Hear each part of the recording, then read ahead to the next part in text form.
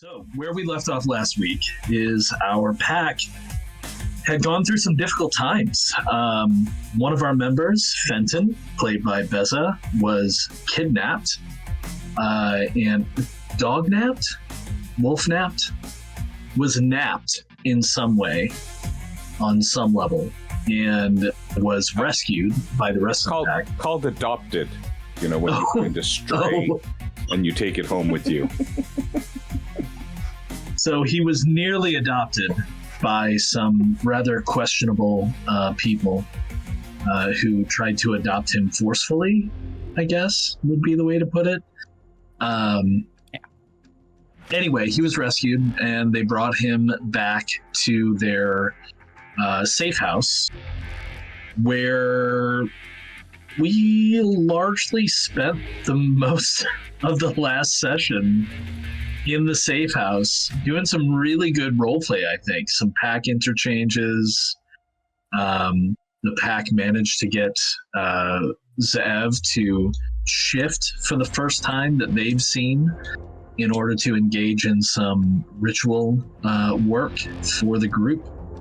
A ritual of kin-seeking was performed in which they identified the location of a possible kinfolk up on the mountain and a possible shifter on the outskirts of town that I know Lenexia has some interest in following up on. They also performed a rite of... what's the name of that rite that Aaron did? Yes, the rite of the Forgetful Record that successfully removed all traces that modern science could find of our group at the location of the dark ritual that is currently being investigated by police. And I believe that Zev also performed a rite to rededicate everyone's clothing.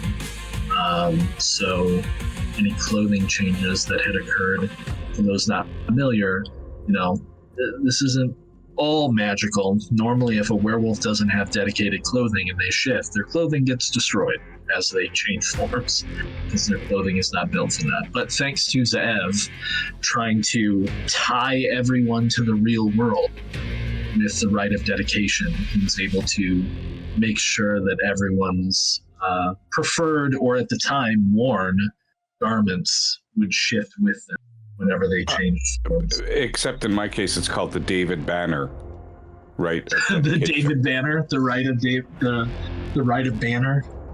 Mm-hmm. Yeah, that's nice. Or the Hulk dedication. That's the inspiration of it. Yeah, the rite of hulking out. Yeah, no, I like that. So yeah, we find ourselves at the safe house. Aaron has gone into his room to anybody who passes by his second story room.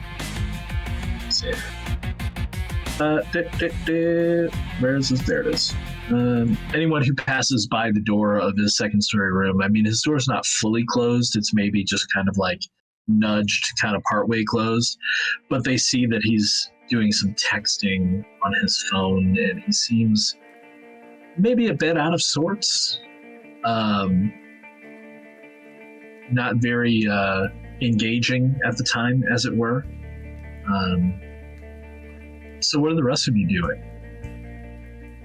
It's now probably, let's see, you guys, I believe, had a nice kind of early dinner. We'll say it was a late lunch. The sun is still up, but maybe edging towards late afternoon or early evening. You performed your rites. You know that the last you checked, the police were investigating the ritual site. What are you doing? What are you looking into? What do you want to get up to? I'd like to make a call to Jessica. Very well. So you call Jessica's number, home number, cell? No, the cell phone. We're on cell phone number basis. Well, I mean, she's one of your touchstones, so it wouldn't be strange for you to have home phone, especially as you're boss, you might need to contact them. But yeah, cell phone's fine too. That might even be a little bit more personal. So you give her a call, and her phone clicks through to a message that you're not familiar with. And in this message, she basically states that she is taking a sabbatical, and she has basically given her responsibilities to the vice principal of the high school that you're going to, and she has, she'll be out of contact for, let's say she has it down as 2 months. She's going to take a 2 month sabbatical. I'm going to leave a message. Jess, hey, it's Zev. Kind of worried about you. We got cut off the last conversation. Just want to make sure everything's okay. Find out how you're doing. I'll try you on your house phone now, but if I don't reach you there, give me a call when you can. I'm worried about you. And I'll hang up, and then I'll dial the house line. And the house line actually does not pick up. She doesn't have a answer machine, almost no one does it. She does have one, and there's no answer. But what I will say is, because of your thoughtful action, in the first session, I think, you actually get a ping. I don't know if you would have this routed to your phone or perhaps through one of your laptops, being so technically inclined as you are. But you get a ping on one of your programs, however you have it set up, because if you recall, you inserted some kind of programming or something into Mitchell's laptop. Or maybe it was Joy's, maybe you did both, I don't know, at the boys' apartment to indicate to you whenever their laptops have been used. And yeah, you're getting a ping saying that someone is currently in their apartment accessing it. Oh. But I don't have my laptop because it's destroyed, so I couldn't even use my remote support utility to log on yet. I haven't had time to get a replacement. Well, we can say that, however, that the message was like you had it set up to inform you through like. Okay. All right. Fair but enough. that makes sense. Yeah, not being able to. No. But ideally, the next logical step, if my computer wasn't eaten by a rabid wolf, would have been to actually log on to see what they're trying to do and what they're trying to access. Yeah. Well, I mean, so it's your call, but you know that Aaron has some stuff, and you're sure that he'd be willing to let you use it in order to affect that. Now, whether or not you think you'd be able to do that in a short amount of time, that's your call. I don't know. Yeah, it wouldn't take me long to do it, but it would take time. It would take probably around, to be able to download the software that I had, and then, log on to the account and, make sure it's installed, and then see who's on and what they're doing.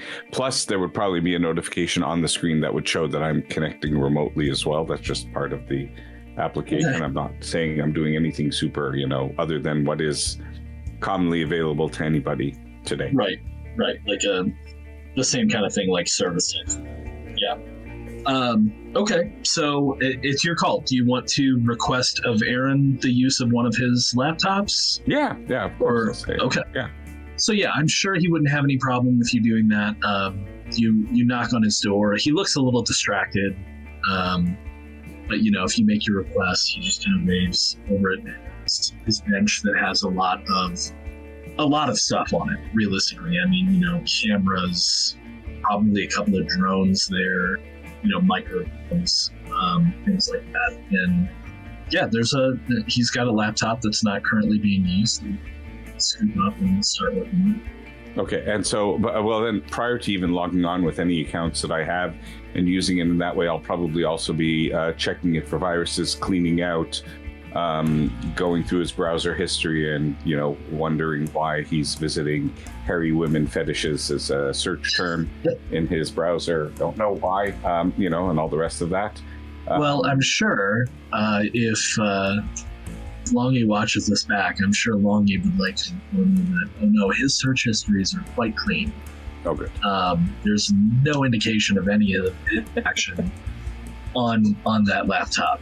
I feel like that is something that Aaron definitely would make sure of with any device that he uses. Understood. So just that might take a little bit extra time as well, because I don't want to compromise my accounts on somebody else's laptop that may have, other things on it that haven't been taken care of. Sure. Yeah, you find as you're working through it, again, me personally, I'm not really that big of a computer person when it comes to that kind of stuff. I mean, I know my way around enough, but I would say that as you work with it, over time, however long it takes, you do get the sense that this is a fairly secure device, and that it's something that you can work from, and you could definitely bolster that security as you do your work on it. But there definitely is no connections to anything that you can see. He works very hard to maintain his anonymity with his tech. So. All right. So you're doing that. What's everybody else up to?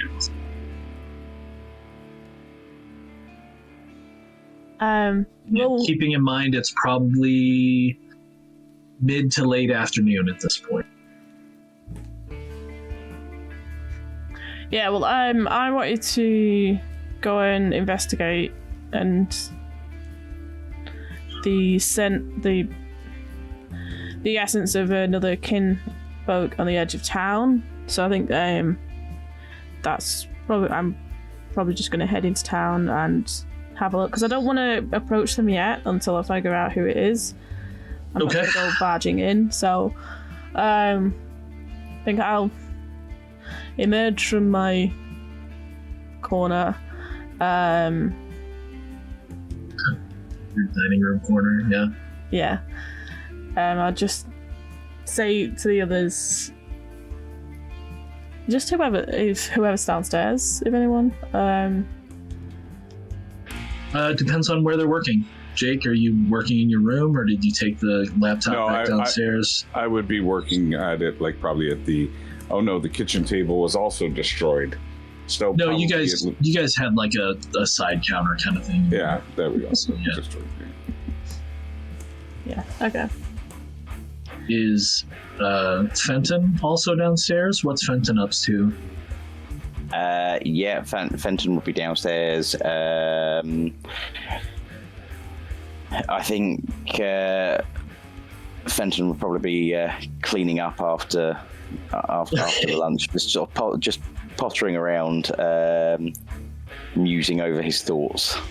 So there you go. They're downstairs. Okay. Yeah, so it's one of them. After I've had to think about it, I just get up from my corner, go where they are in the room, and just say that. Look, I think going and seeing who this kin is at the edge of town is going to be worth it. I truly believe it's Hannah, and I think she might be able to spread some more insight into what went on there, if she even remembers. But I mean, I don't know if she could be possessed either. I think our problem is that we don't know any details about Hannah, really, other than her being on this list. Sure, there's a link, but we haven't found any info, any data, anything that we can utilize. Do we even know how to find her? We can smell her out. We can. Yeah, so Lenexia definitely, particularly with the success of the ritual, could follow the trail, the sense that she has. Yep. And that would basically just be kind of like It's essentially tracking, but it's not like you're tracking the person in the real world. You're just tracking that feeling. And you would get a bonus to do that because of the success of the ritual. So you could do that. You could potentially, do some more research online on Hannah Harcourt. It's a possibility. I mean, very few people are not present on the internet in some way. And at this point, what all you've been able to determine is that she's connected to the horticultural club. And you're fairly certain she was at the site. I believe Lenexia is fairly certain she actually shifted at the site, given the similar clothes and the state of those clothes, and the person, and then wolf prints walking away from the trench that she would have laid in. So yeah, I mean, it's up to you. I'm still assuming at this point the destruction of Mitchell's Jeep aside, I'm assuming that Zev has his car, right? So you guys could drive into town and do some research on the way there. Lenexia could try and track on foot and then call out to everyone else. I mean, however you want to approach the situation. Right. But you have a sense of a location. If you wanted to try and get like an address and stuff like that for Hannah Harcourt, cross-reference. So I think Fenton's got a point. I think it might be maybe we should just head into town, get away from this place. Let's go get a coffee. That's how we got into this mess in the first place, I'll remind you. Well, getting a coffee? Or going into town? I mean, we actively went to meet your friend, and now we have at least one possible avenue of figuring out what's going on here. At least finding out some more details. I think some downtime to clear our heads and going to have a coffee may just lead us in the right direction. Honestly, you had me at coffee. Let's take your car in, and sure. We can go from there. Now, no eating the car or getting mad at it. I'll try. Rules. Those tires do look tasty. So heading into town, again, Manitou Springs, fairly small town, but it's a bit of a mountain town, so it's a bit of a tourist attraction as well. It does have a bit of a nightlife on the main strip, but it's not like a major city or anything of the kind, for sure. That said, plenty of places to get coffee. People love their coffee in Colorado. There's lots of coffee shops. Obviously, Starbucks. There's a few probably on relatively opposite sides of town, and then there's little mom and pop kind of places you could go to that gives you a wide variety of options there. Regardless, as you drive into town, is anybody going to try and, maybe anybody who's not driving, I should say, going to try to find any information about Hannah Harcourt? Would you like to look into that? Yeah, I mean, I'll just be doing a quick social media search and then a Google search, essentially, just the basics. So, and if you're the only one, that's fine, but if anybody else does as well, it's pretty easy to find what little you can find of her. So a couple of things show up. First of all, she's not super active on social media. She is, I would say, probably at this point, middle-aged, so probably you're dealing with like probably a late Gen Xer, late to mid Gen X. There's records of her being married.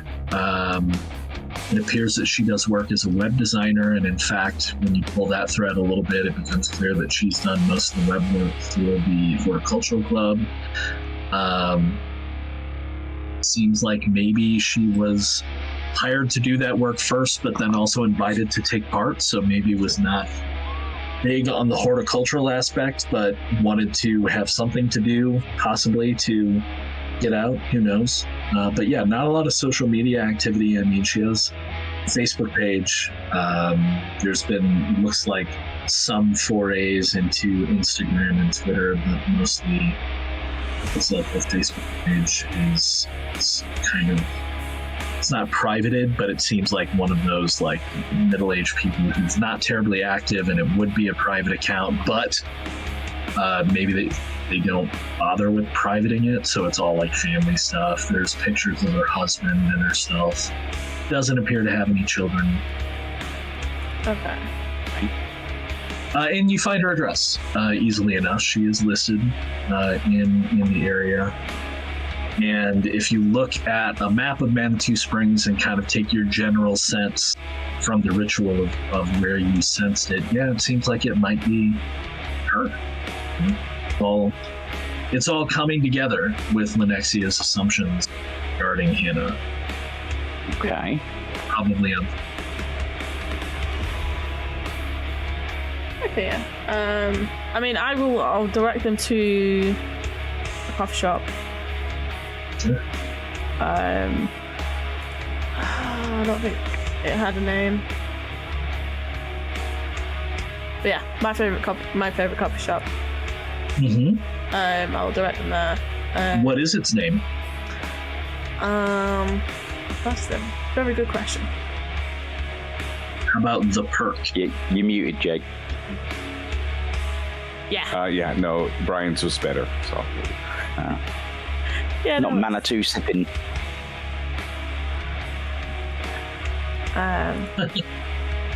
Yeah, the Perk is, yeah, I don't know. I think I just called. Because I don't imagine Lenexia going to a Starbucks. No. Something that's, run by regular people and kind of it's probably on the main drag, but it's kind of on one of the, like a corner lot, a small, tiny establishment that's probably longer than it is wide. It's deeper. So you go in there and the front looks very small, but then there's actually a big seating area in the back, and they actually have a back door as well that opens and has kind of a terrace patio back there. It's kind of a hipster place. Yeah. Hipster place full of regular Joes. Yep, exactly. Yep. So yeah, just explaining as she finds things to the others about Hannah. And it's just I think she keeps reiterating again that it's like she really thinks it's Hannah. She really thinks it's Hannah. It's the whole like she's hoping to know that it's going to be a friend or whatever, and it's like, they've obviously had a traumatic change, so we need to help them. It's the whole in a weird sense. I think it's like trying to create that false connection like already, saying, oh yeah, it's definitely them. But taking the time, because as the others have said, it's no one needs to find stuff out. So she's like stepping back and taking the time with it, and not running off to go and see.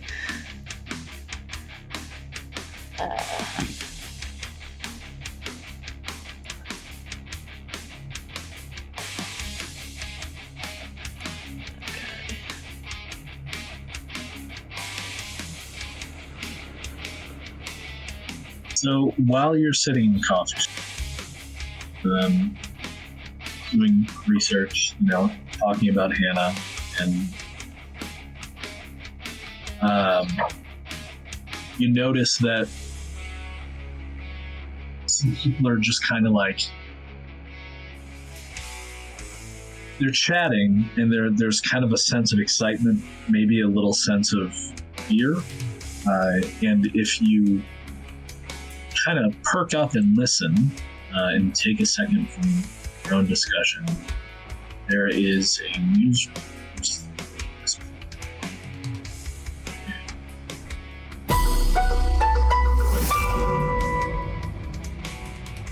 Breaking news. In the past few hours there have been several reports of animal attacks in Manitou Springs, and residents fear a rabid pet has gotten loose. Victims state the animal, reportedly some breed of dog, attacked without warning, not a single growl or bark. This has been a KRDO 13 news report.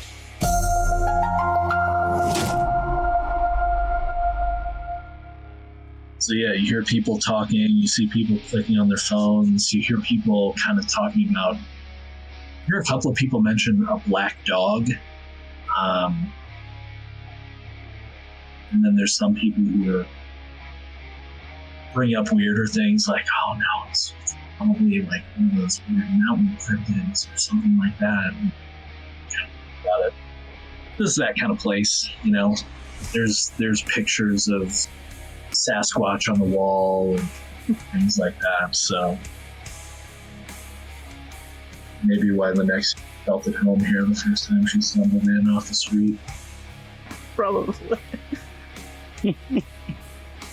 Well, we might want to be careful. Maybe we get, what is that bear spray stuff, maybe to protect ourselves from this rabid dog. I think we'll be okay against a dog. I think we can. The thought of a werewolf, like, oh, maybe we should get some bear spray. I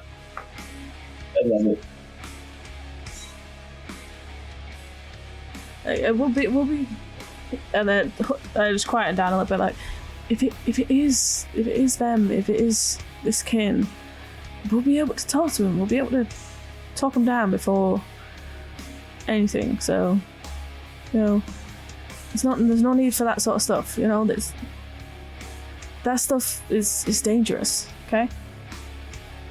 All right. Well, also, I assume that.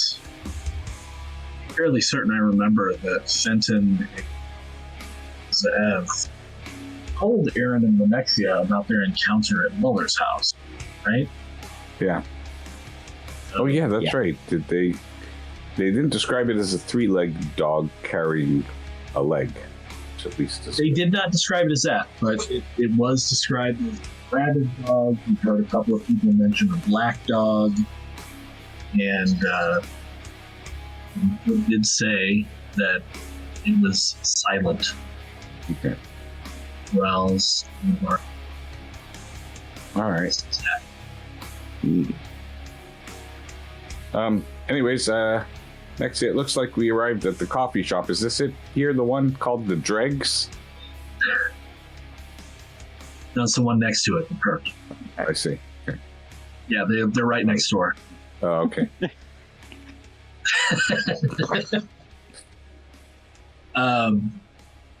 So yeah, I mean, you guys grab a cup of coffee, you do your research on Hannah, you hear the news reports.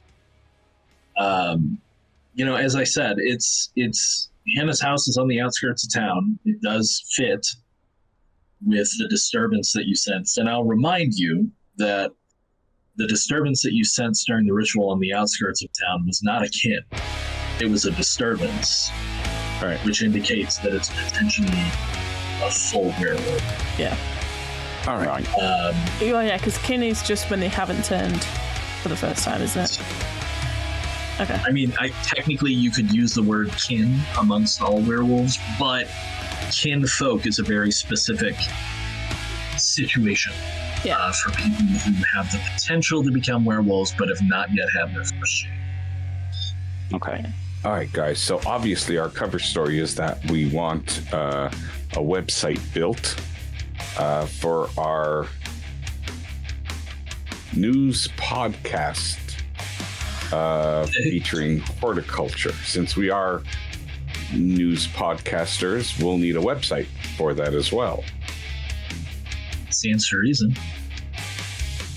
I mean, I could always just be offering my photos, my photography. Because I have loads of photos of the forest and stuff that they could use on their website, and I could take photos of the work that they've been doing. It's just, I just do that as a side hustle, just with my phone. All right. So then that's what we're going to her house and I mean, do we want to call her first and see if we can make an appointment to meet her at her office to discuss, possible business contract? Sounds like a good idea. Yeah, because the social media said she had a husband, was it? Correct. Women with husbands are allowed to create contracts to work too. They are, strangely enough. I was meaning more of the sense that we couldn't go straight to a home in case. Well, yes, yeah, okay. Then, I'm hoping he might still be alive. That would be unseemly, correct. That's upon looking at like web design stuff. Is it? Huh? Was it anything mentioned of an actual like business name, or was it just general? No. She doesn't appear to have. She's not like Squarespace. I think she doesn't have a business. She's just a freelancer. Yeah. Okay. So shall we just give her a call? Yep, we can give it a try. So you can find the number for their house, which is usually relatively easy. Okay. Residence has it. I'll give a call to the house. Okay. So you call the house and a man picks up. He's like, hello? Yes, hello. Is Hannah Harcote there, please? Harcourt? This is the Harcourt residence. Oh, thank you. Is Hannah there, please? She is indisposed. Oh, okay. Very this is her sorry. husband. Can I take a message? Yes, of course. My name is Hutch from Starsky Productions. We own a horticultural blog and news program, and we're looking to get a website developed and promoted. And her name came up because she has done work previously for another horticultural society, so we understand that she may be best placed to have the experience for our web design and promotional needs. Look, let me stop you. I don't think it's good that she has anything. She's not well. I don't think this. Yeah, I'm sorry. This is. Oh no! I'm so sorry to hear that. Again, we just have a blog and we're looking to promote, and she had experiences in our field. However, if they're negative experiences, we wouldn't want to cause any undue stress to her. Give me your name and number. I'll write it down. When she's well, I'm sure she'll be looking for work. Yeah.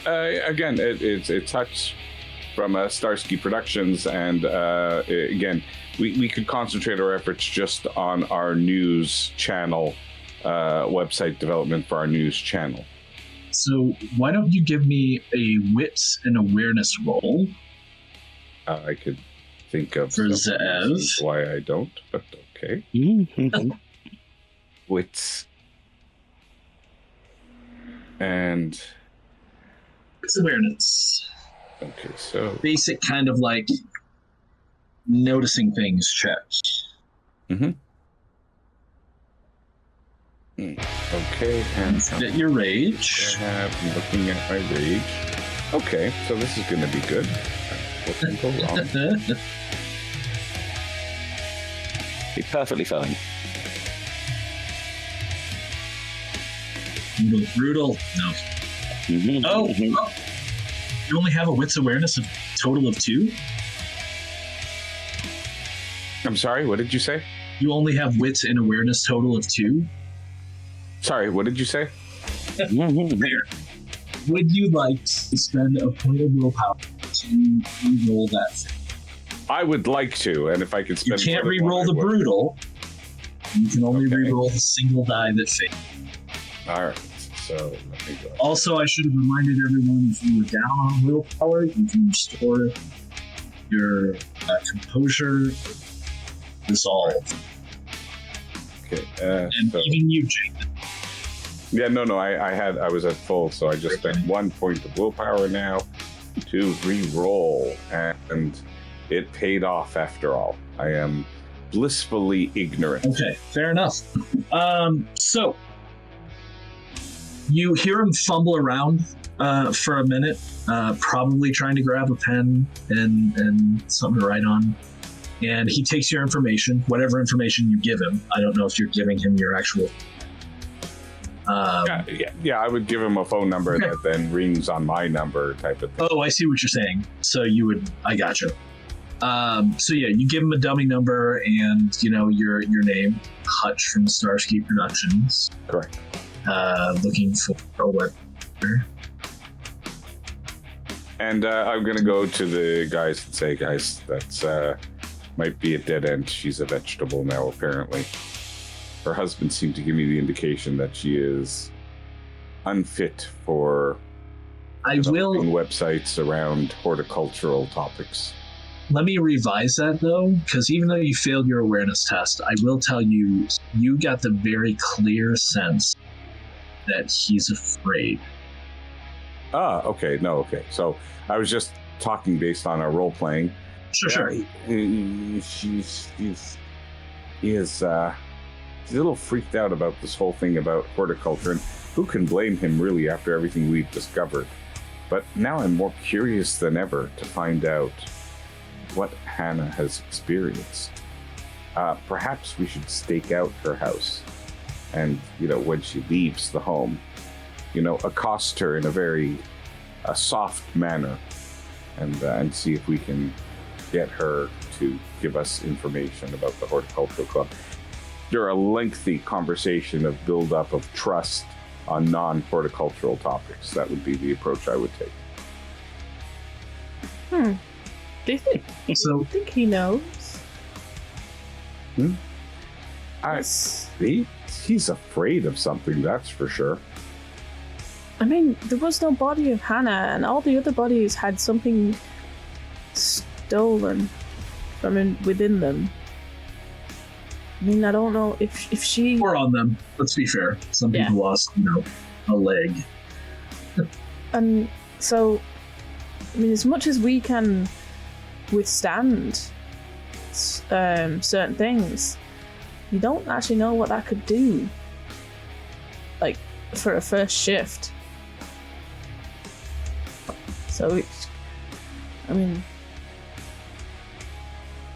I've never heard of such a thing, but I mean, it could have changed how she reacted. She might not be getting better. I think we definitely need to go and have a scout around and maybe try and contact her in wolf form. Oh. Okay, so... Well, I'll leave that up to you. I don't know that I'm a real wolf anyways. I think I'm just a part of the clan because I support your efforts and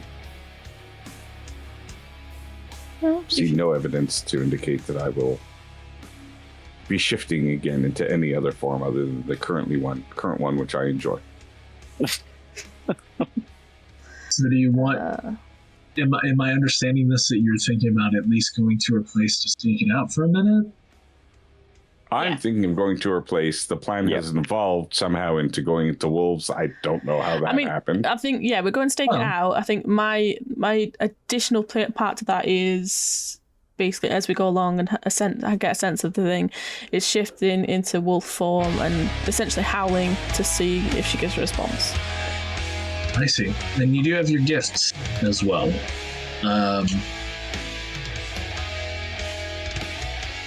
Okay. So, do we want to go to her house? Is there anything else? Like, Jake, are you still running? Did you bring your laptop with you that you're borrowing from Aaron? Do you want to check? No, but while we're in town, I might go and see if I can buy a new one. I do have my my teacher's identification card for the educational discount. Yeah. Yeah, and you have, your resources and your job. So yeah, it's very easy for you to find. Well, maybe not built to your specs if you're just buying a laptop off the shelf. Are you looking for like a decent rig bought from an actual like a computer type source type store, or are you just going to like a Best Buy? No, I'm going to go and get an inexpensive one. I'm also going to go to a pet store at the same time, and buy that dog repellent spray. Sure. On the laptop as well. No, that's bad. Spray it on the laptop. Yes. Okay. Got to protect the electronics. Sure, that's fair. Cool. So yeah, you take care of that on the way to heading out to Hannah's. As I said, her place is on the outskirts. You drive through a couple of, suburban type areas, but kind of with a mountain feeling, so it's not quite so much endless expanse of suburbia middle America, but it's more like kind of windy mountain pass. Houses are still relatively close together and nice, when you are all looking at moving to Manitou, you definitely. Housing market here is not cheap, and thankfully you were given some backing by your SEP to put a foothold in the area. But yeah, so you managed to find her place. It's kind of at the end of a lane of a pretty edge, kind of deep back area of Manitou Springs. Not a whole lot of other places around. In fact, probably the closest house is at least a half mile away at this point. So it's fairly sheltered. It is, however, kind of in a bit of an open field. There's not a lot of cover around the house, as it were. Bang. So let me move us. Their resident.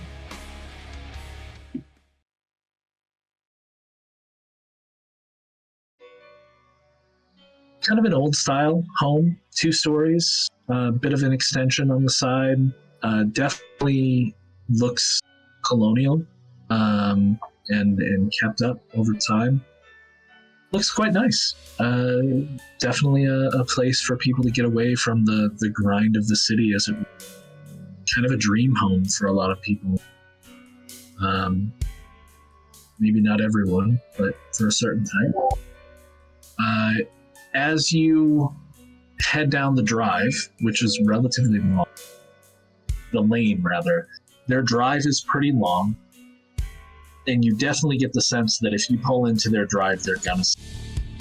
So if you want to case the joint, you're gonna have to either wait until dark or park somewhere off and approach carefully. I think I'd say let's. That looks like the house, but let's keep driving. Let's see if we can find a lay-by or an enclosure somewhere up ahead, somewhere that we can park out of sight. Yeah. We can back through on foot. Well, the lane definitely, if we need to. A corn selling stand by the side of the road or something. Sure, maybe fields of alfalfa that we can, gallop through, skip gaily. Right. At this point, the lane kind of, it already has largely become gravel, but it's kind of maintained gravel at this point. Before long, it just becomes dirt, and you find yourself kind of pulling into the woods, and so your car is obscured fairly quickly. And this looks to be like the edge of where the development, as it were, of livable space of Manitou Springs is. You could travel onward. The trail goes somewhere, but at this point it's quickly becoming less a road and more.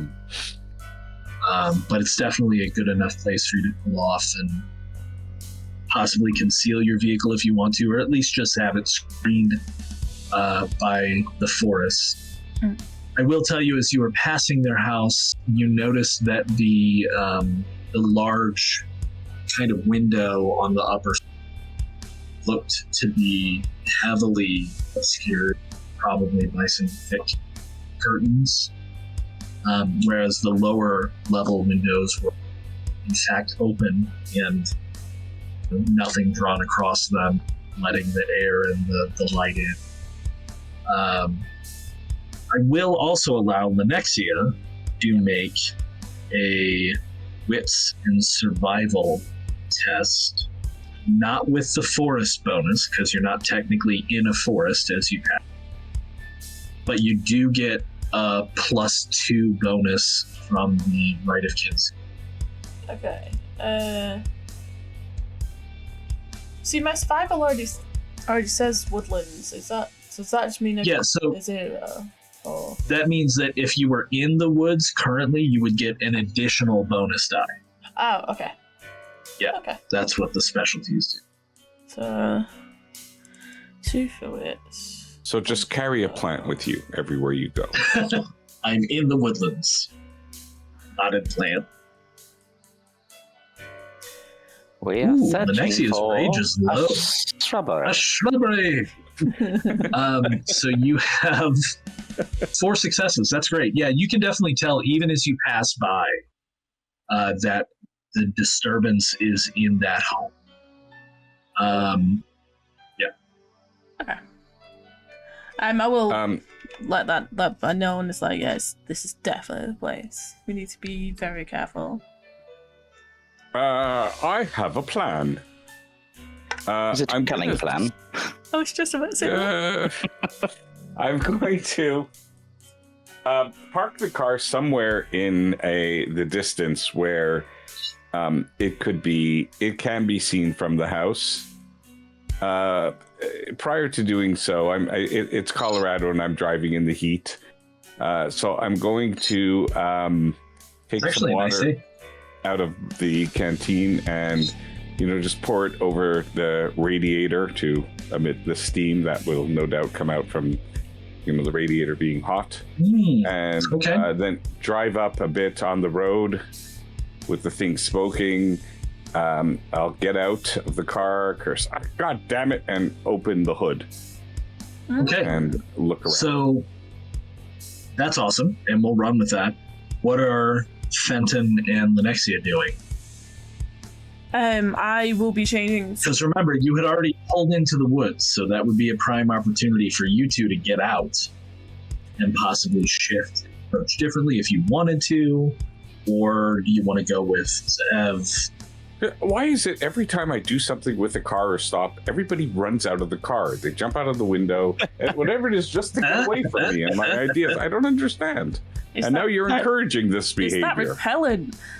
All the way into the next year's just been like this, Yep. Yeah, I think me and Alexia would have just got out of the car in the woods. I would have taken my head as I walked off. I would have been straight into the tree line. Yeah. I think I would have changed into to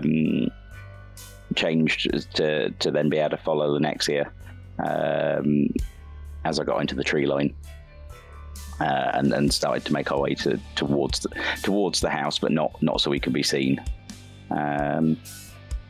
Maybe would we maybe utilize Crow to see if Crow can see any. Have we found anything shiny for Crow yet?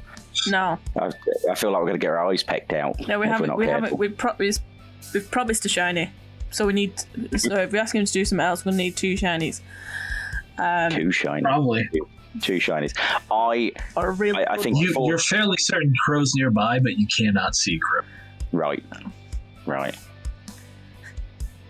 I think maybe before changing, I would pull out of my pocket a trolley token or trolley coin. And say to the next year, is this sort of thing that Crow's after, right? It's one shiny. We've got to be able to find something else, surely. I think so. It looks shiny enough. So it's just like giving it, like, just trying to rub it on a jeans or something. Just like, yeah, it looks shiny enough. And this, because usually there's one side has a pattern on or something. So it's like, yeah, I'm sure they'll be fine. That's just, we'll see. You so being two of you being in the woods, you hear a caw echo. You're still not quite sure from where. That clearly sounds like more.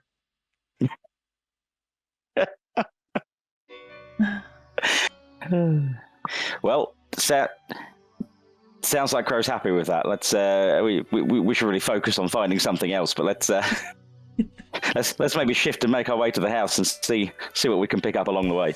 Yes. Yeah. So I want the two of you to go ahead and individually make, as you approach the house, make wits survival tests for me. You will get the bonus from Woodlands this time for Lenexia, so add a die. And Jake, you leave them to their wolf shenanigans and drive back down the lane. Activate your plan, right? Get the moisture on the radiator so it smokes and kind of pull into the drive. As you pull in, go ahead. No, I'm going to stop a whiles away from the house. Okay.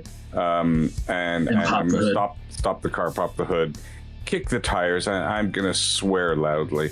Oh, God damn it, that stupid company car. I told them Japanese. They decided American. Yes. I know. And I'm just going to kind of be, ranting on my, and then, compose myself and walk towards the house. So as you walk towards the house, you see a man probably in his late 40s, maybe early 50s, poke his head out the front door. I'm going to go, hi, sir. Sorry for disturbing you. I don't mean to trespass. I hope you're not going to shoot me or anything. I heard stories about you people in Colorado, but so far everybody's been very friendly. I'm Banner, David Banner. I do aluminum siding. I seem to have a little car trouble coming down here. I got lost. The stupid GPS on this stupid car doesn't work. And do you have any Prestone? Sorry to disturb you. So, as he peeks his head out from the screen door, front door is wide open. He didn't appear to have even opened, like it was just open. And he pushes open the screen door with his right hand. You notice that his left hand is bandaged, and the bandage is bloody. It's dried mostly. It looks like there's some fresh blood there as well, though, but it looks like a really, really bad wound. Maybe not life-threatening, but it seems like it's still seeping blood even. And he kind of peeks his head out and says, car trouble?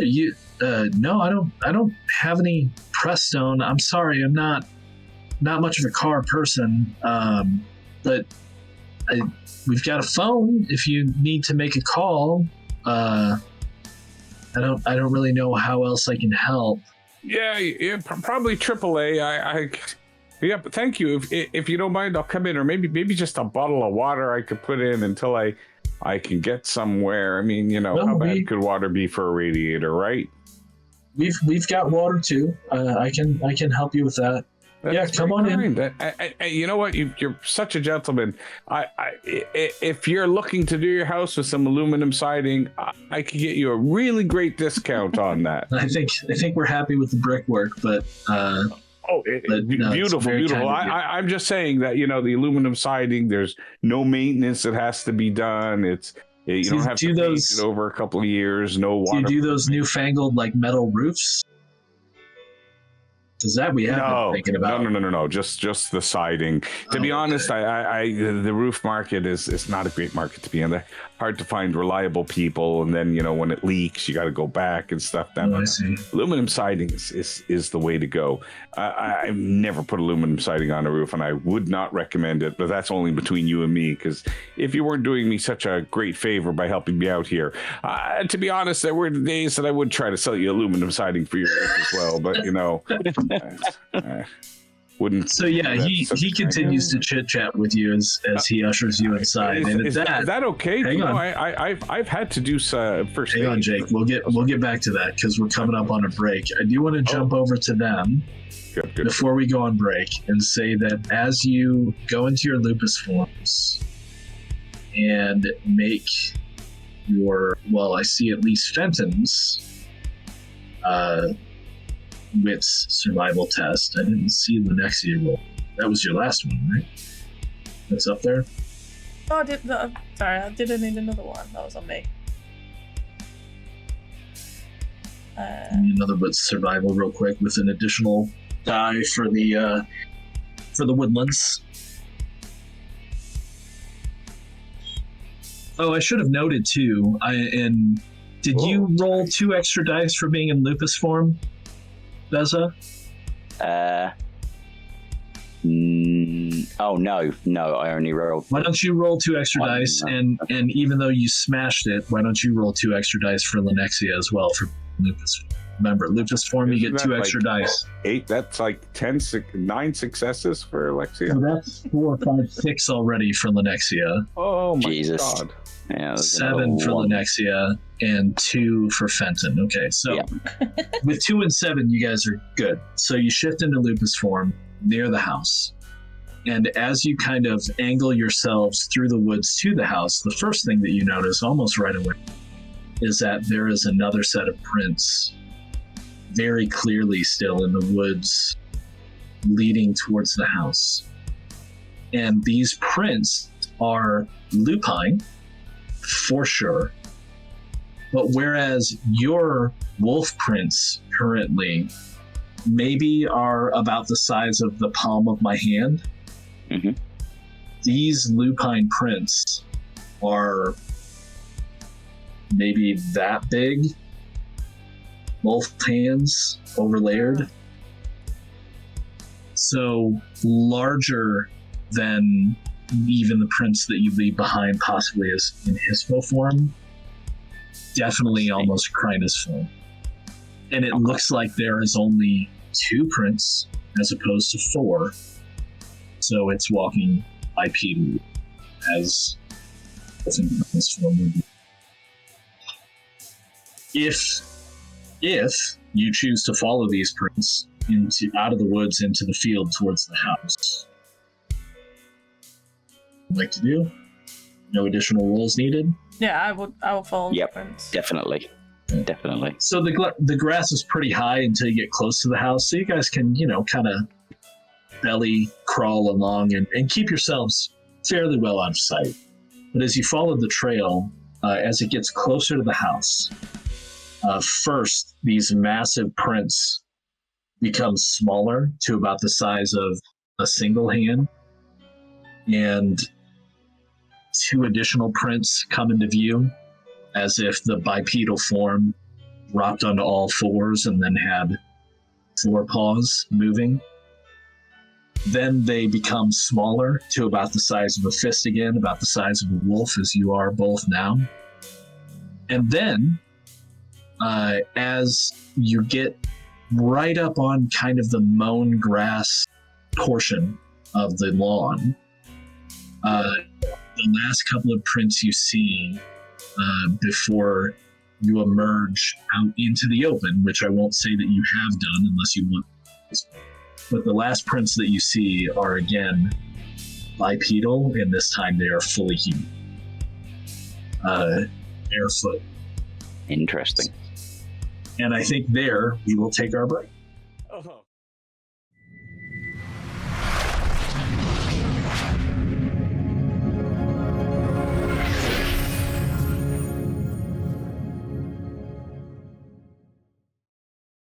Hello. We've all had epiphanies. Well, Jake thinks he said. Doesn't always mean it. I think the blackout shades are an indication of something. That's as far as I got. Interesting thought. Sure. All right, so we left our somewhat smaller pack with 2 approaching the house as wolves, just reaching the mown grass area, It's up to them whether or not they will continue up to the house. And we have Zeev as playing the part of David Banner, the aluminum siding salesman, entering the house with what we assume is Mr. Harcourt. As you enter the house, he introduces himself as Victor. Again, he holds out his right hand to you, and you can see that his left hand is and yeah, leads you into the kitchen where there is a phone on the wall. He does not offer you his personal cell phone. And he grabs a bottle of water from the fridge. Okay, thank you, Victor. And I'm gonna call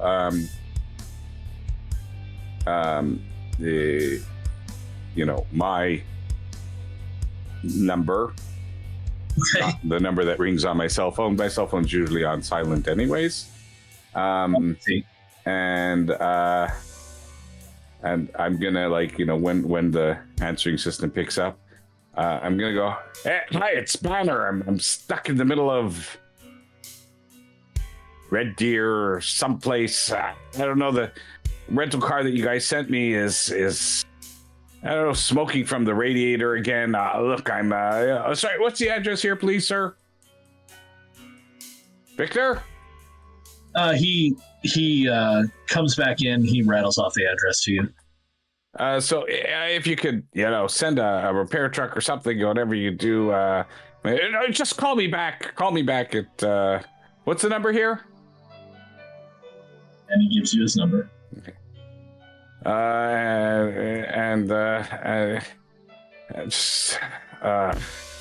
Goddamn car. And I'm gonna trail off a mumble and go, well, thank you very much, sir. Your arm, that looks really bad. I didn't see any car in the driveway here. Do you want to see if we can get this car running with the water in the radiator, and I'll get you to a hospital or a veterinarian or something? No, I'm fine. What? Really? Look at your arm. It's nothing. I just need to keep pressure on it. It'll be fine. Pressure?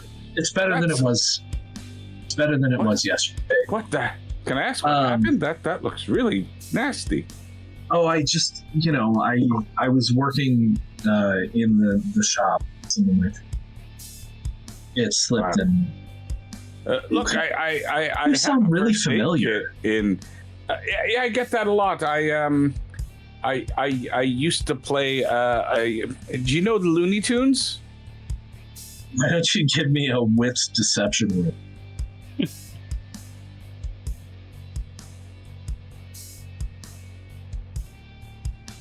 And you have Foxy to thank for that, because she asked in the chat. Doesn't he recognize his voice? I did see that. Yeah, I wasn't. Yeah, you kept talking, so I figured I'd give him a chance, and he rolled 3. No, it's deception. I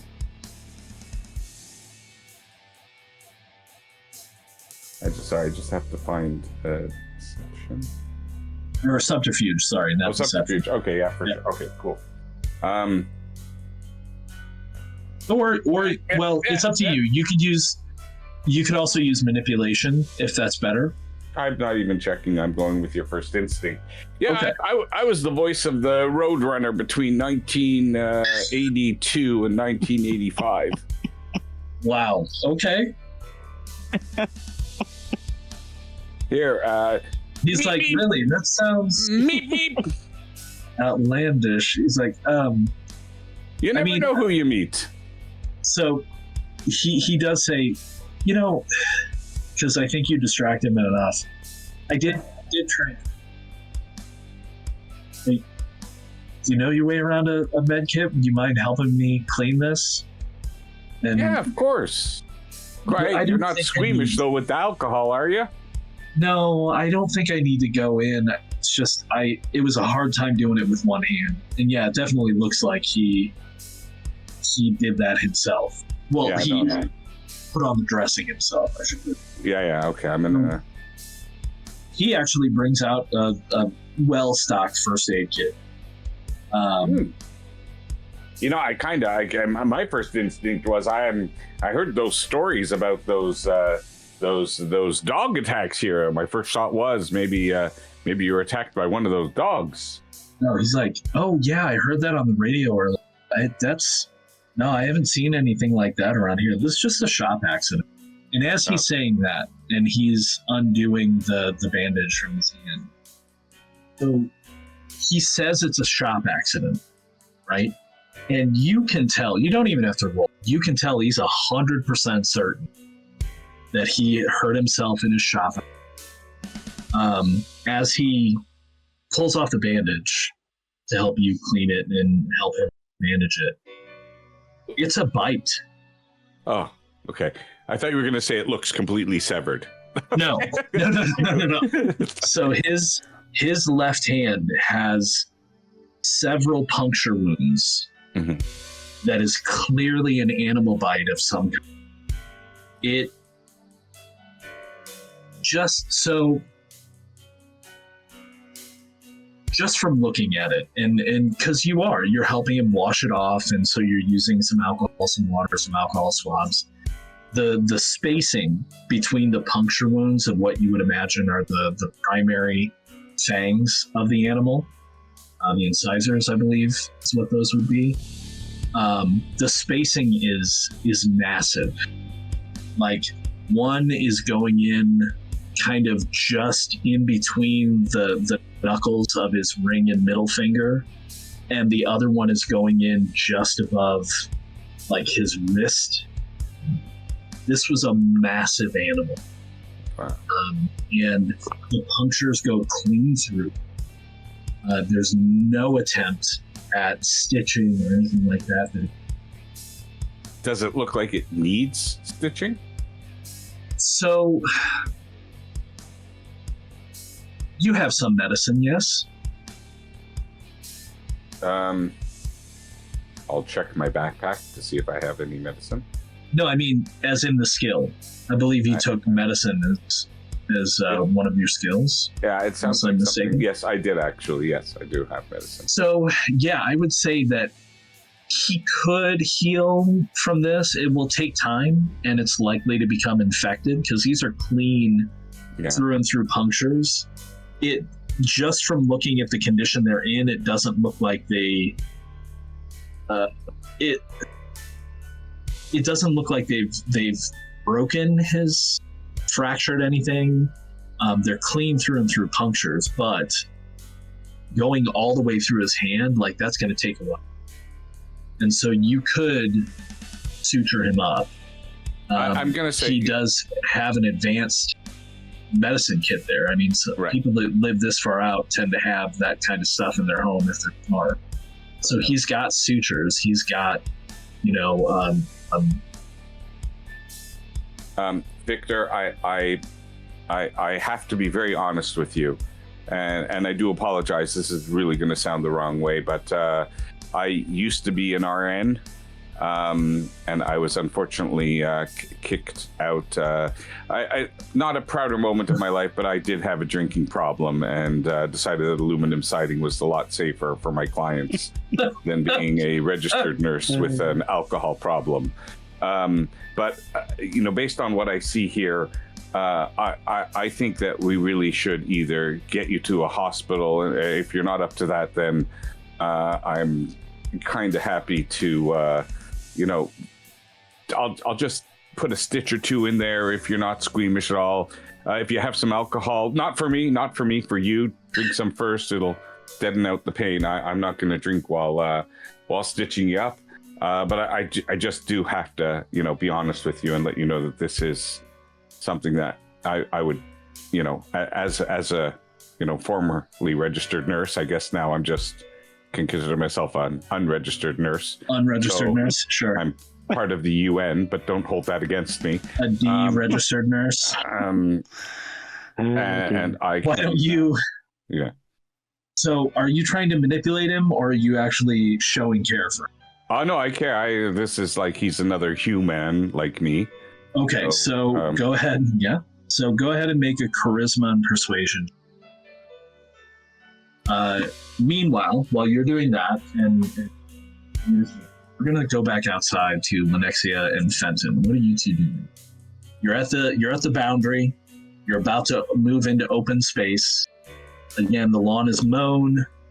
I would imagine you did see Zeev and, not that you know, but Victor go inside the house. What side of the house are we coming up at? You would actually be coming up on, just using the picture in alchemy for reference, you would be coming up on the kind of the left-hand rear corner.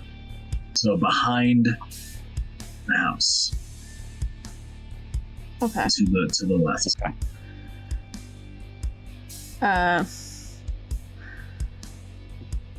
Oh my god. Oh, okay. So that's gonna be fun. When we come back to that. But go ahead. I'll just scribble Tony.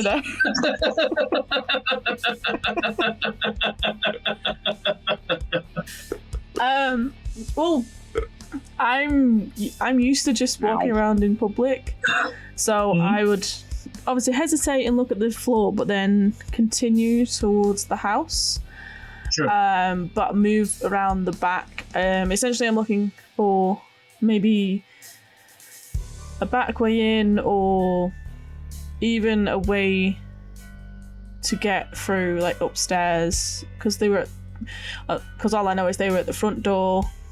Sure. So don't really know the layout. So, it's just looking around the back where I can get through maybe the back door, back windows, or if there's a way to get up onto the low roof and go through a top window to get in. So coming in from the back like that, there is like kind of a bay window / door situation on the upper floor, on whatever room is in the rear part back there. It also appears to be obscured by curtains, and there is a balcony that is large enough for a couple of chairs and a side table, a small like grilling kind of deal. Not a huge backyard thing you see in a lot of them, but small enough to where you can grill a little bit. But and there is a stairway that leads down from that to the back, which is not fenced. So yeah, I mean, both of you could easily, at this point, assuming there's nobody else inside watching, and all the windows in the lower floor are open, and you see what you assume are the shapes of Zeev and Victor down there. And I will say, you do at this point also hear someone shout in what's Spain, apparently. And you hear a thud. But aside from that, there doesn't appear to be anybody observing you, so you could quite easily head up to that balcony. Rear porch, I guess you'd call it, a deck of some kind. And potentially access the house that way. There is also a back door that leads into shared kitchen. It's not a huge. Okay, so, and as we were coming along, to the back of the house, is this the way that the footprints go, or do they go out to the front? So they start to. The grass is freshly mown, so it gets difficult to track them, because it's clear that somebody has come in through there, like in the past day, possibly even with a heavy riding lawnmower. But from what bits of the trail you can see here and there, it looks like the tracks are near the bottom. Okay. I think it's just trying to gauge on Fenton, because I mean, we did say we were going to scout, but now that Lexi is here, it's like I just want to go and let's try to go. What you want to do? Yeah. Yeah, I think it's almost instinctively then for her to just go straight up. So I'm gonna go up to the second floor. If we can see the shapes downstairs, go up to the second floor to come in and have a nosy and just get a sense of who's here. Well, as you rush forward and head towards that second floor deck, you do only notice one shape in the kitchen, at least through the windows. What is Fenton doing? You see Lenexia kind of beat up and head towards that deck. Okay, so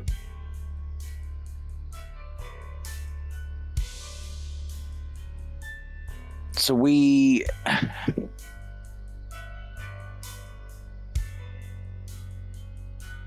so what else can we see from the window that we've come in? What? So you can see, at this point, you can see a humanoid form, and it wouldn't be out of the realm of possibility for you to resolve that, even from the edge of the field into the shape of in the rear. Right? Okay, yeah. Heard a scream and a thud. Lenexia started running towards the deck. Fenton's in the rear of the house. Maybe, I don't know, how does Fenton, or sorry, not Fenton, Zeev is in the rear of the house. Yeah. How does Zeev, in trying to help this person, you've actually torn the wound larger with your frustration at this human being who's clearly been harmed by a beast of some kind. And in trying to gently doctor him, you've actually made the wounds. Victor has passed out. Oh no. Hit the floor before you could even do anything. How does Zeev react to it? What does Fenton see through the window? Right. I feel. Hang on. Is Jake not hearing me? Is my volume down again? Yeah, it's okay, but I'm kind of just trying to wonder how I resolved that roll thing. Yeah. So basically, I was trying to include it in the description, but basically, as you tried to help him, you actually ended up doing more damage than good.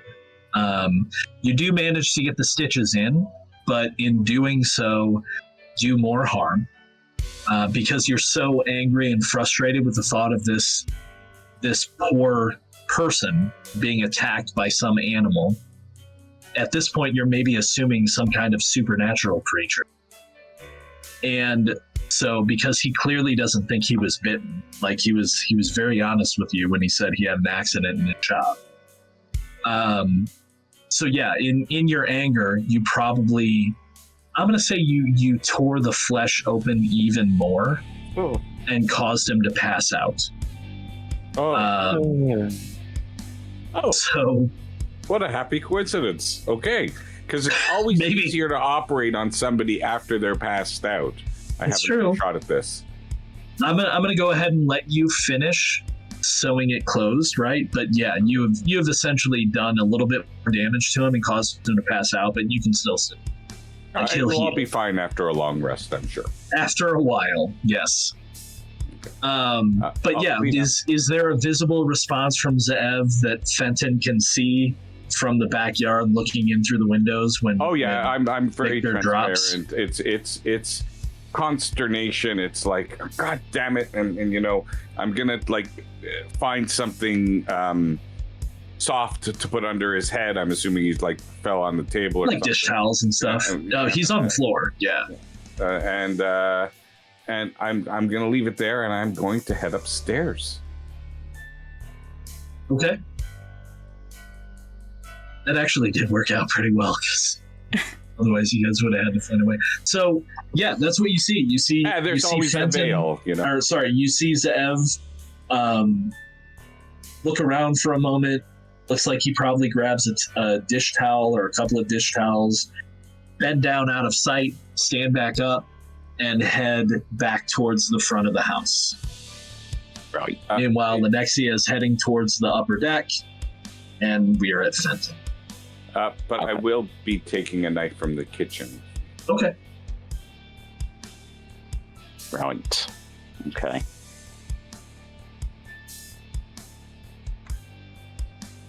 So, the back room that we're in, are there other doorways sort of leading off to different places? I mean, it's difficult to say. Do I You guys notice haven't actually. anything? You're not in the back room. What I'm saying is, like, Lenexia is on the upper deck. Yeah.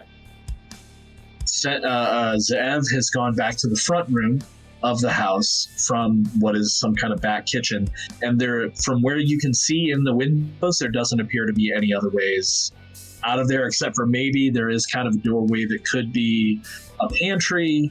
It could be a doorway to a basement. Yep. It could be both. So yeah, I mean, it's really a question of, do you want to follow Lenexia, or do you want to go in through the back door of the kitchen? Or do you want to go someplace else? There is kind of another extension off to the side of the house. Oh. I want to go check that out. Okay. So we will handle the extension first, I think. Okay. So Fenton, you walk around, I'm assuming still in Wolf. Yep. The side of the house. And in what appears to be a kind of workshop slash garage, quite a large one, actually. I mean, this looks like, I mean, this is one place where the picture is not quite as accurate as I would like. This looks like more of a barn than a garage. This looks like this could have been the kind of extension you put on your house if you drive like an 18-wheeler for a living and you own your own rig. Right. At home, right? So this thing is it's tall, it's wide. There's no 18-wheeler rig in there right now. Instead, there's a fairly conservative, mid-sized sedan of make and model of your choice, kind of normal family sedan. There is also a very well-maintained Harley. And a wood shop where someone apparently has put together, over time, quite a significant amount of tools and supplies, stacks of wood, other bits here and there. And it looks like currently somebody might be working furniture of some kind. There is also a riding lawnmower in there as well that can tell instantly, since you're in this form, that there is a very deep, potent smell of blood coming from it, and the driver's, well, I guess would be a riding lawnmower, so you know how they kind of have those levers that you use to control them, some of the larger ones. Yeah. So the left hand lever, both the handle and the rod that is connected,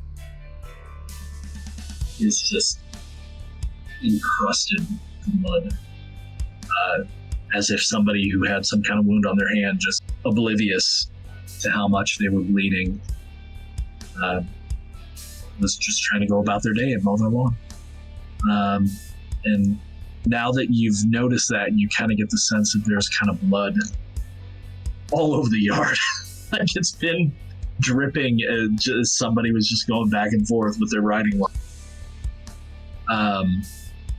Please resist the urge to lick it up. So yeah, that's what you see in there. You do also see kind of tossed in one corner a pile of bloody clothing. Okay.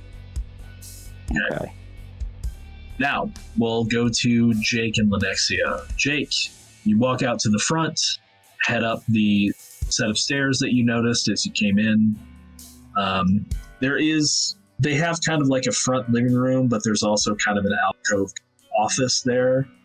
And then the stairs go up to what bedroom. And sure enough, at the top of the stairs, you're confronted immediately by two doors. One directly in front of you that, based on your picturing of the house, has to be kind of like an angled nook kind of bathroom. Yeah. And then the one on your left, which would open into, it has to be a significantly large bedroom. Menexia, you're on the back porch. There are, in fact, curtains drawn in front of this kind of bay double door window. What are you two doing faced with these doors? Well, seeing as I already used the washroom at the cafe, I have no reason for that door, so I'll go into the bedroom door. Yeah. Okay. I'll just slowly creep and poke my head through the curtains. Probably try and, like, with the wind, go to one side rather than through the middle. So, like, if the wind pushes it. Well, how do you get the door open? Oh, yeah, that. Are you going to try and open it as a wolf? Well, or are you going to take human form? Oh, that is the question, isn't it?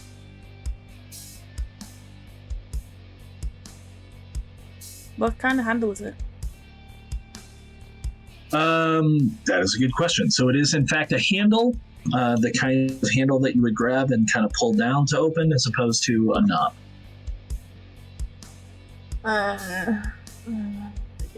Sorry, a knob is a rounded handle that you would not. I realize that has a different meaning. Yeah. Yeah, I think I am gonna have to shift. Okay. Shift back. I'll kind of like make sure I'm out of the direct view of the doors, just in case there is a shadow that pulls through. Okay. Yeah, I'll shift back and then. I mean, these curtains are thick enough that there would be no shadow. These are like blackout curtains. Yeah. You can tell that easily enough. And just slowly open one of the doors. Okay. And Jake? Yeah. As I open the door. Actually, it's well oiled. Nice play, though. They take care of their house. But yeah, both doors are open. They're unlocked, even the outside door. So you open the doors, and what both of you see from different views is a, decently sized room. Like I said, this bedroom clearly takes up the majority of the second floor. All the lights are off. And the bed looks tousled, not made, possibly for this. There's a smell in the room. It is a smell of blood, ash, and fur, and just dirty human. And kind of seated, curled up, knees to her chest, next to the bed, with a laptop balanced on the tips of her knees, is who you clearly recognize as in a heart. She is wearing clothing. She's wearing some kind of torn up comfy pants and kind of a older hoodie type deal, something that you're familiar with seeing her in the pictures. But she's clearly disheveled. Her hair looks fairly unkempt. She looks like she's got dirt on her face. And she looks up and her head just snaps back and forth between the two of you. Hannah, we're here to help. We'll get you through this. And she Hannah says, "What are you doing in my hall?" And as she tries to speak, the laptop goes flying. She stands up, and you see her shift into Krynos form. A small, compact body. I was going to give it a second to post a picture of her. Let me get a picture. Where is she? As a reaction, I would like to instinctively try to catch the laptop. Interesting. Okay. Will that mean you got to drop the knife? Technology. I was going to ask, like, were you coming in wielding the knife, or was it like... No, I just had it because this whole scene that was crafted by Brian has freaked me out. So I drop the knife and I go to catch the laptop.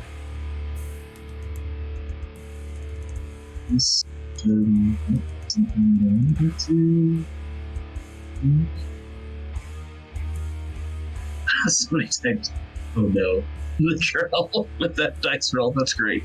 And then I take out my bear mace. Again, the can of bear mace, not the full-on like two-handed. So yeah, she shifts in front of you, and you can see as she stands up, her clothing just shreds and gets thrown off as she reaches 9 feet in height with this declaration, "What are you doing in my house?" transforming into a howl that Fenton can clearly hear from the workshop as Hannah Harcourt stands before you in her war form and leaps at... Who? How many legs does she leap with? What do you mean? She's standing bipedal, like she's in Krynos form. She's in her full war form. Let's roll a die. I'm gonna roll a check die, and if I succeed, he leaps at Zev. If I fail, she leaps at Alexia. Okay.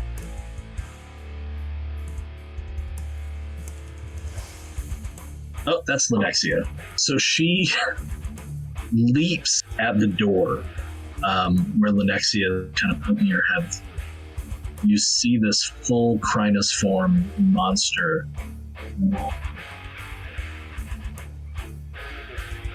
do you do?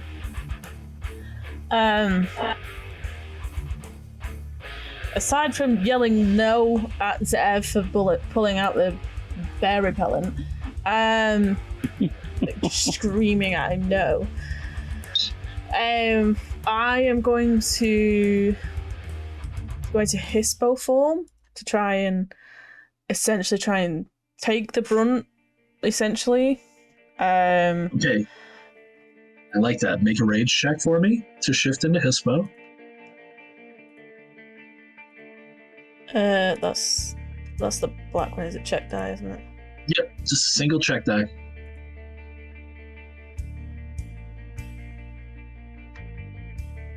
Ooh, good news. So you shift and don't lose the wolf because you only have one rage, right? Yeah. If I remember correctly. So yeah, you maintain your rage. You shift into Hispo, and I'm gonna need you to make a... So this is... You're fighting... Are you trying not to hurt her? I want to be clear. So what? So she's like leaping at me, like jumping forward, or... She's snapping at you, like she is attacking you. Okay. For the moment. So you said, because essentially what I want to do, because like, so Hispo form, I'm assuming because her form is like massive. Yeah, but Hispo's not small. Yeah, so it's like I'm just trying to get my body up against her, so it's kind of like trying to dodge her teeth, but just up against the body to try and stop, like just stop the movement essentially. Sure. So yeah, I'm trying to dodge in the mouth, I guess. So go ahead and make a rages. Pardon me. Go ahead and make a strength. Yeah. Pardon me. And brawl check. But you always roll when you're fighting as an animal. Don't forget to include your rage, because that can affect things. Yeah.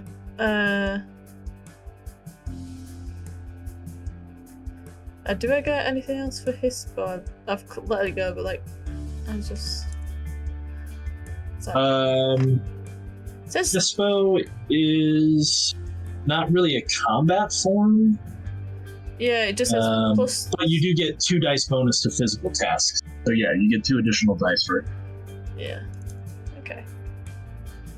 It's not the full combat. Okay, so you've got a total of 3. Unfortunately, she's in Crinus. She has a lot of dice. Yeah. Well, I didn't want to go straight to Crinus, so I was like, Hispo. That's a big one.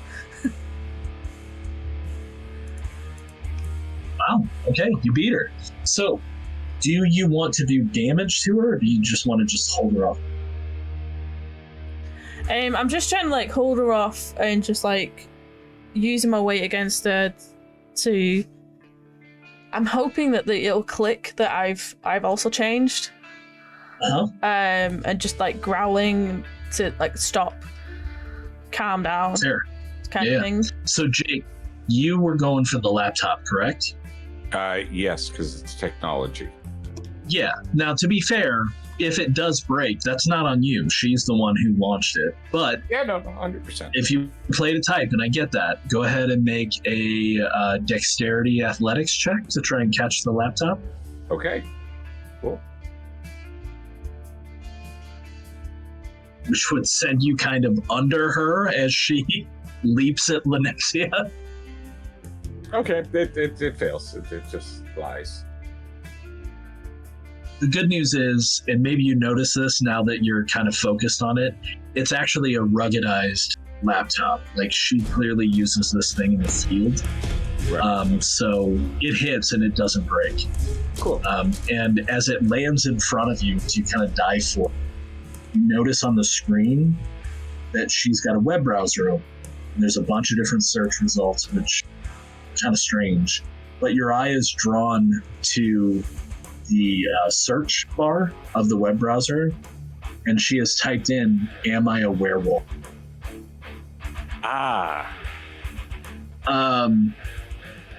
Fenton. Say inconclusive at this point. Inconclusive. Yeah.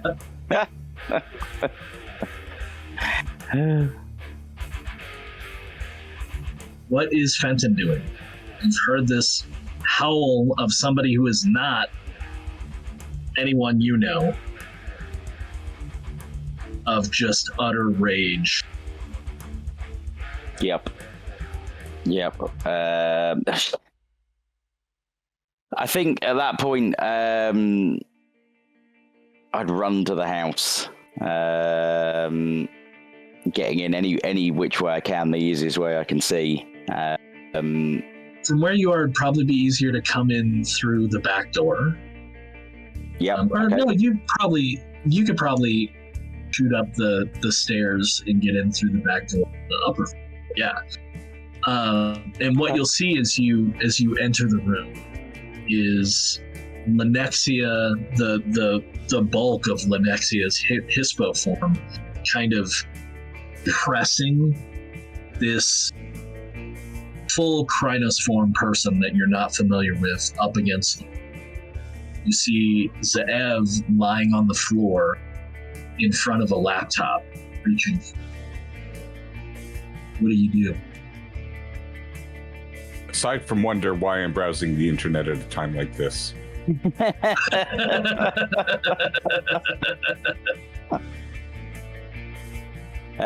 It's just kind of a lying on the floor position. Yeah.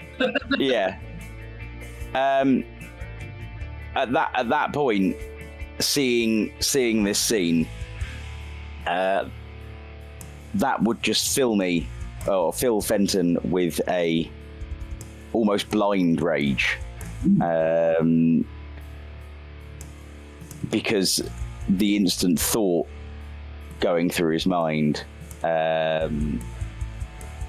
It's not so much that Zev is dead, but he could be incredibly injured. And love it. It's not just a rage. It comes from a place of fear of losing everything that we've been working for, and maybe this could be our final place if we're not careful. And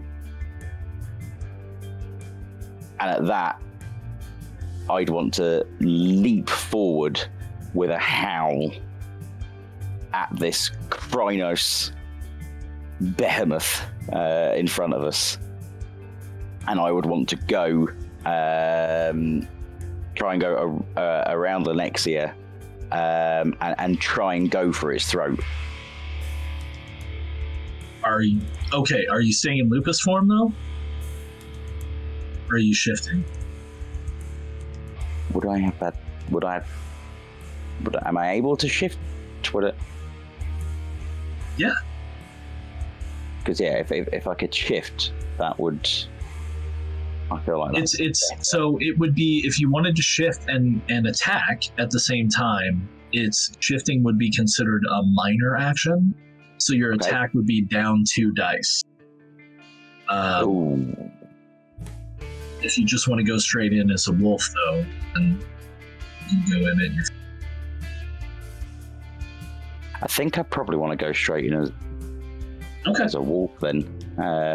Sure. Yeah. So what I am going to do, though, is I'm going to give you a couple of things. Okay. First of all, I'm going to have you gain a point of rage based on your description of it. Fine, right? Yeah. You're still in control of yourself. That's right here.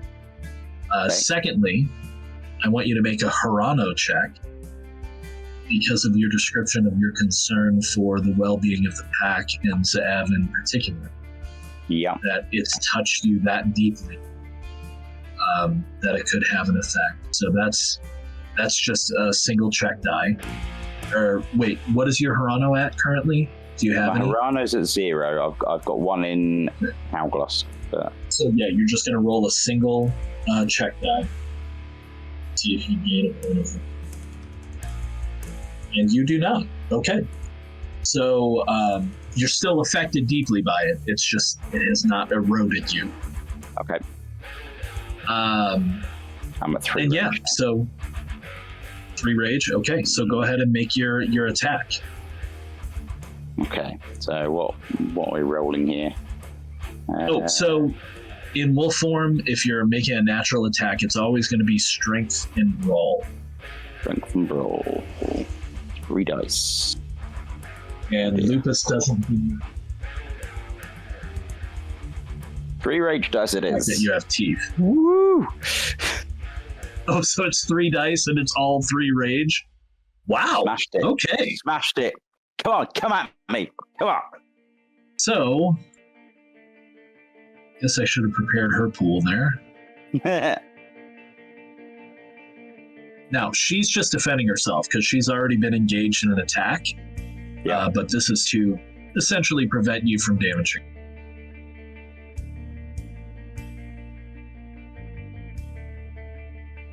Wow. She's in Krynos form. Oh gosh, wow. Yeah, okay, so that's 7, 8, 9 successes, which would have been really bad if she was attacking you. But yeah, it's you managed to launch your lupine body at her, which is at this point smaller than either her or Lenexia. But, out of rage, it makes sense. So you leapt through the air at her. Where is she? And you bite and you clamp down, but you feel like you just get kind of like some loose skin and fur. It's not really shifted enough to get anything vital out of the way. Perhaps instinctually, or perhaps because she's just in Krynos form in that lark, right? But then, and I'm not gonna lie, I'm kind of happy you didn't just utterly defrote her in that moment, because now that although I completely respect the response, it makes total sense and I loved it. Her response, though, in this moment is now having seen a wolf and a person shift in front of her. Her body melts, and you see her stature pop. And Lenexia, you can feel her body shrinking as you hold her against the wall. And she kind of drops down into almost a fetal position. At this point, entirely nude because her clothes have been shrunk by her shift, and falls into the fetal position, and you can hear her just saying, "I'm not the only one." And I think that's where we'll call it for today. Oh, nice! Wow. Oh my god, yeah. Very cool. There's so much more I have to say and do, but okay. You're passed out on the floor. You pipe down. Well, no, that was the person I operated on. Yeah. Zab, to be fair, though, when you came in, it could have looked like he was, so I love that response. Because he had just hit the floor hard. So, very quickly, because I know we have a red eye for Beza tonight. You're on a code. Let's do some experience gains. I think I'd have this list memorized by now, but let's... All right, so everybody gets a point of experience for participation. Okay. Did anybody perform anything remarkable? Whole table's appreciation of the character doing or saying a certain... I love the whole I love the whole monologue of introducing and the car thing that Jake did, but the being I can't even think of the character, but saying his cartoon character because he recognized the voice. Oh yeah, in the 80s, he was the voice of Roadrunner. Yeah, fantastic. Just wonderful. That's one of the favorite things today. It's like, yeah. I don't know if that's experience meriting, but thank you. If it was appreciated by the table, it counts. It was, Jay. I mean, you went all the way and did his voice line for us, you know? Yep. Anybody else? Okay. Yeah, well, definitely. It's not always attacking. No. And risking killing a plot line like that. That's I do. It is. Yeah, I was thinking that, but I didn't want to call it out myself because it's not my position. But yeah, the I don't know what 60-pound wolf launching itself over the thought of a pack member down at this 9-foot-tall, probably 2-ton monster, and going for the throat. Yeah, I'll give Beza a point for that. Absolutely. Yeah, brothers, man. We're brothers. We protect ourselves. Yeah. How's Brian gonna continue on the story after this? I'm like, oh, if that had happened, there would have been conflict.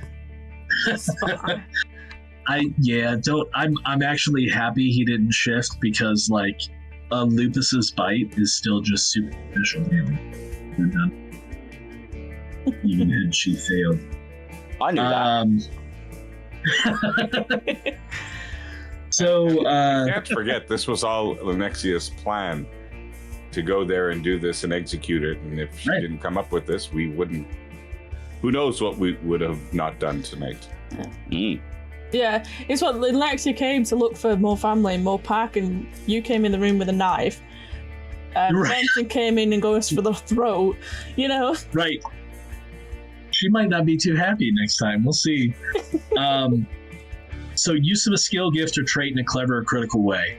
I only have one for this session, personally, and it's based on a failure. That brutal failure on the medical check. I want to give Zav a point of experience for that because it did actually end up being in a critical way.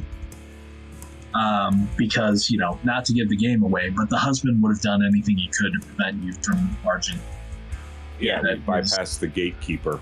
Yeah, essentially, right? So, in a way, not intended.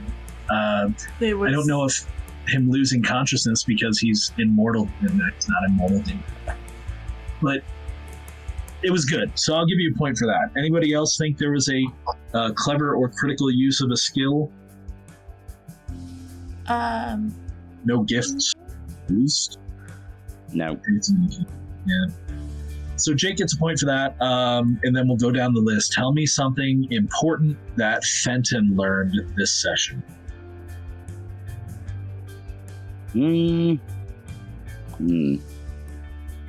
Important things. His love for his pack, the care that's there. It's I don't think he really got that before. Correct. Okay, yeah. I'm all for giving you a point for that. Tell me something important that Zev learned this session. Well, Zev just met somebody as conflicted as he is. And that gives me legitimacy for feeling the way I feel. Because I'm not the only one out there. I don't just, there are others also. And it could just be a fact of, her being new to this and getting through the original thing. But I feel like now I have somebody that I could use to kind of help have her stave off her now instincts the way that I do mine. Oh, interesting. Okay. I'm looking at now wanting to help her not accept who she is and fight against it. Huh. Okay. Nice. That's interesting. I mean, I'll give you a point for that. I don't know how well that's going to work out for you, but I'll give you a point for it. That's definitely... So far, it has not worked out well. This campaign. So, but I'm learning that there may be others that, feel... But, I'm not always on the side of political correctness anyway, so it doesn't... Sure. Finally, for tonight, Lenexia. Is there anything that Lenexia learned?